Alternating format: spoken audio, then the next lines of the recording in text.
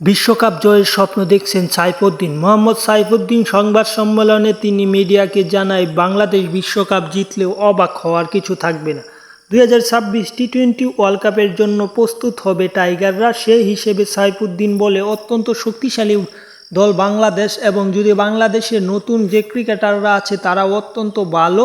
সব কিছু মিলিয়ে যদি বাংলাদেশ অভিজ্ঞ এবং নবীনদের মিছিলে ভালো করতে পারে, তাহলে বাংলাদেশ বিশ্ব চ্যাম্পিয়ন হলে অবাক হওয়ার কিছু থাকবে না। পাশাপাশি এবার চ্যাম্পিয়ন্স ট্রফিতে বাংলাদেশ অত্যন্ত ভালো খেলবে বলে তার বিশ্বাস, এবং সে দলে জায়গা পাওয়ার সম্ভাবনাও আছে বলে জানিয়েছে সংবাদ সম্মেলনকে তিনি।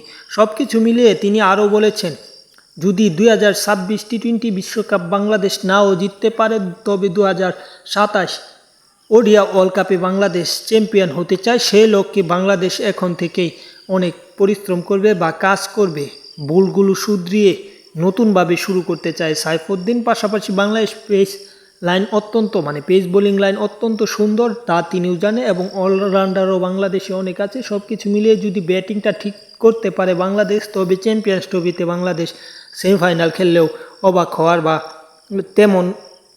অবাক হওয়ার কিছু থাকবে না, এমনটাই জানিয়েছেন মোহাম্মদ সাইফুদ্দিন। আরও অনেক কিছু বলেছেন, তা হয়তো এই ভিডিওর মাধ্যমে প্রকাশ করা সম্ভব হচ্ছে না। যাই হোক, চ্যানেলটি সাবস্ক্রাইব করে পাশে থাকুন।